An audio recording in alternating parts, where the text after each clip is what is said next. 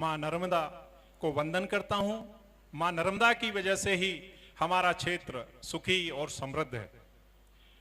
मंचासीन अतिथि न्यास के उपाध्यक्ष मेरे बड़े भाई आदरणीय उमेश सिंह जी पटेल, मेरे बड़े भाई और न्यास के ही उपाध्यक्ष आदरणीय मकरंद सिंह जी, मेरे छोटे भाई और मृदा विज्ञान संस्थान के सदस्य नीतिराज जी, आदरणीय नवल जी भाई साहब, और हमारे जिले में कृषि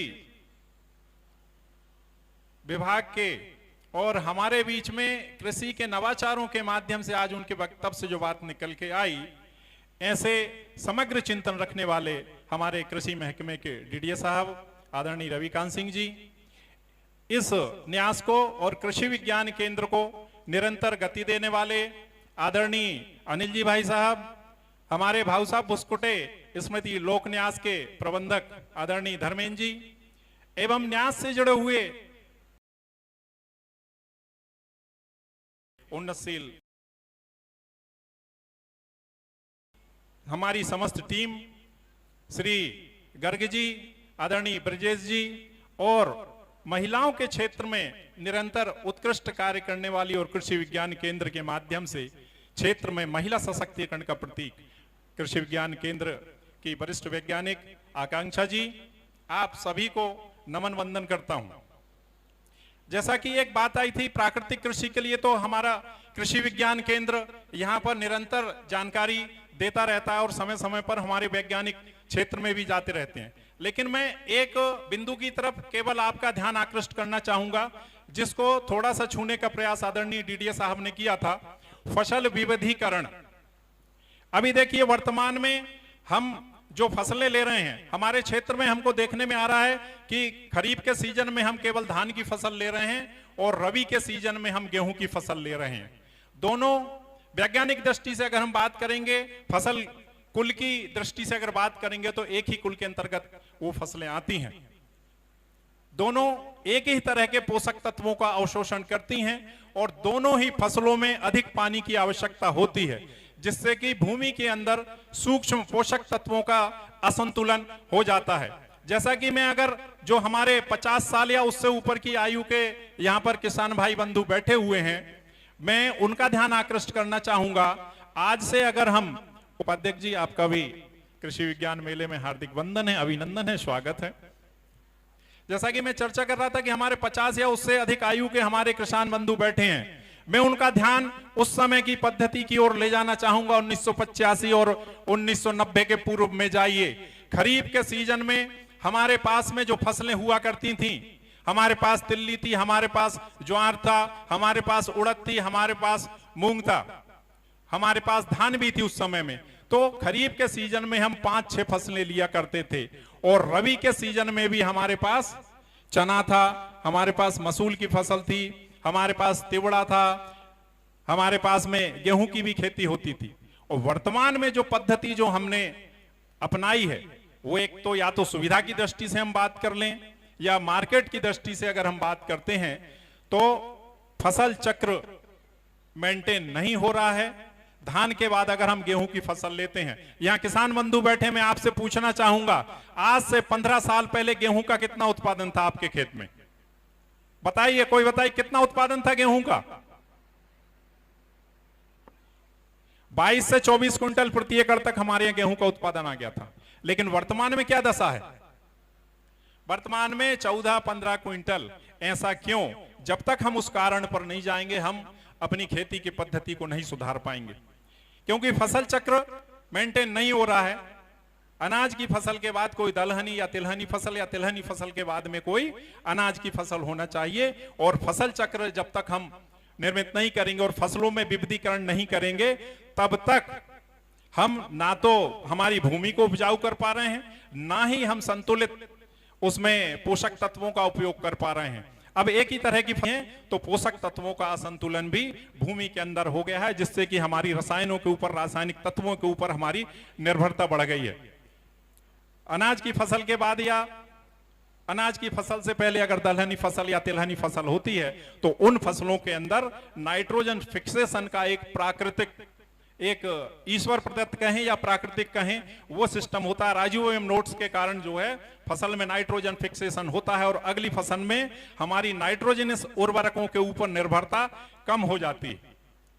जैसा कि हम देखते हैं वर्तमान में धान के बाद अगर हम चने की फसल ले रहे हैं हमारे फील्ड में, तो चने का उत्पादन कितना आ रहा है? पुरुषोत्तम जी बताइए, चने का उत्पादन धान के बाद कितना आ रहा है? 12-14 तक आ रहा है। ऐसा क्यों हो रहा है? क्योंकि हमने एक ज्यादा पानी वाली फसल, एक अनाज कुल की फसल के बाद हमने एक दलहनी फसल को ली, जो एक पोषक तत्वों का संतुलन भी बन रहा है, एक क्रॉप साइकिल भी मेंटेन हो रहा है और पोषक तत्वों के बीच में भी एक साइक्लिंग सिस्टम जो होता है, इकोसिस्टम पारिस्थितिकी तंत्र अगर हम उसको कहेंगे कृषि विज्ञान की दृष्टि से, तो वो भी हमारा मेंटेन हो रहा है। तो मैं ये कहना चाहूंगा कि जैसा कि डीडीए साहब ने अभी कहा था कि और हमारी सरकार की मंशा भी है, फसल में विविधीकरण होना चाहिए। लगातार हमको एक ही कुल की फसलें बार बार नहीं लेना, नहीं तो उत्पादन गिर रहा है। और फसल विविधीकरण अगर हम करते हैं तो एक तो हमारी उत्पादन लागत कम हो रही है, उसके अगर मैं लाभ की बात करूं उत्पादन लागत कम होती है। दूसरी बात, जो हमारे मिट्टी में पोषक तत्व हैं उनकी साइकिलिंग रिसाइकलिंग जो है वो चलती रहती है, जिससे कि हमारी रासायनिक तत्वों पर, उर्वरकों पर और कीटनाशकों पर निर्भरता कम होती है।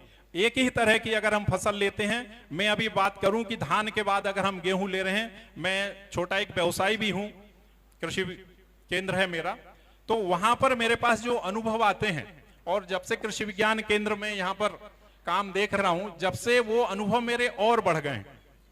अभी कई फोन मेरे पास ऐसे आ चुके हैं डीडीए सर कि जो बाली पर जो फसल आ गई है गेहूं की, उसमें राइजोक्टोनिया कारण हुमस ने, मतलब जो एक उकसना कहते हैं, गेहूं की फसल अचानक से सूखने लगी है। उसका कारण क्या है?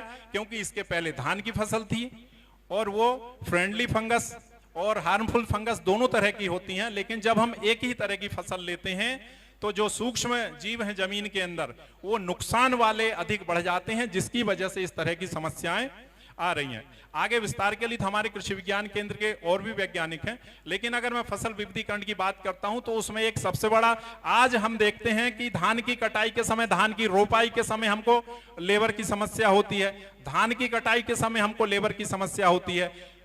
लेकिन अगर हम फसल विविधीकरण करेंगे कि हम धान के अलावा अन्य फसलें भी अगर हम खरीफ में लेते हैं, जैसे हमारा मान लीजिए सोयाबीन है, हमारा उड़द है, या सनई है जो पहले के समय में होती थी, या तुअर की फसल है, तो फसल के आने का क्रम और फसल की बोनी का समय अलग अलग होता था। तो मानव श्रम पर निर्भरता भी अलग अलग समय में अलग अलग होती थी। मानव श्रम भी पर्याप्त मात्रा में उपलब्ध होता था, गांव के व्यक्ति को रोजगार मिलता था। लेकिन अब वर्तमान में एक साथ धान की रोपाई होना है तो एक साथ, धान की कटाई होना है तो एक साथ, तो लेबर की समस्या भी खड़ी हो गई, मशीनरी की समस्या भी खड़ी हो गई, उसके बाद में फसल रोगों की समस्या भी बड़ी हो गई, रासायनिक उर्वरकों पर निर्भरता अधिक हो गई। तो ऐसे हमारी उत्पादन लागत बढ़ रही। फसल विविधीकरण ही एकमात्र ऐसा माध्यम होगा जिससे कि हम लाभ की ओर जा सकते हैं। और जैसा कि हमारे कृषि विज्ञान केंद्र का ध्येय, हमारे कृषि मनीषियों का भी ध्येय, हमारी सरकारों का भी ध्येय है कि किसान लाभ की स्थिति में आना चाहिए और लाभकारी मूल्य कब मिलेगा। और एक और सबसे बड़ी बात मैं बताना चाह रहा हूं आपको कि फसल विविधीकरण अगर हम करते हैं तो जैसा कि पहले के समय में होता था कि फसल के आने का समय अलग अलग था और हमारा जोखिम का जो फैक्टर है, एक अगर हम बीमा की दृष्टि से बात करें तो उसमें एक जोखिम शब्द आता है। मान लीजिए एक फसल पे आप पूरी तरह निर्भर हो गए, धान में अगर कोई महामारी हो गई तो पूरा एरिया साफ, आपके लिए कोई आर्थिक सुरक्षा दूसरी नहीं है। लेकिन धान के साथ अगर आपके पास कोई समानांतर कोई दूसरी फसल है, आपके पास सनई है, आपके पास उस समय उड़द है, आपके पास तुअर है, तो एक फसल अगर आपकी किसी प्राकृतिक प्रकोप या कीट प्रकोप के कारण कुछ दुष्प्रभाव अगर होता है, फसल अनुकूल नहीं मिलती है, तो हमारी दूसरी फसल जो है वो हमारे नुकसान की भरपाई कर देती थी। ये हमारी पुरानी पद्धति है। पहले के समय में फसल आती थी तो घर में सोना चांदी आता था। आज मशीनरी लोहा लक्कड़ के अलावा कुछ आ रहा हो तो बता दो। तो आर्थिक समृद्धि के लिए फसल विविधीकरण की वर्तमान में आवश्यकता है। इतना ही कहते हुए मैं अपनी वाणी को विराम दूंगा। आपके अंतर्मन में विराजमान परमपिता परमेश्वर के अंश को नमन वंदन करते हुए अपनी वाणी को विराम देता हूं। धन्यवाद।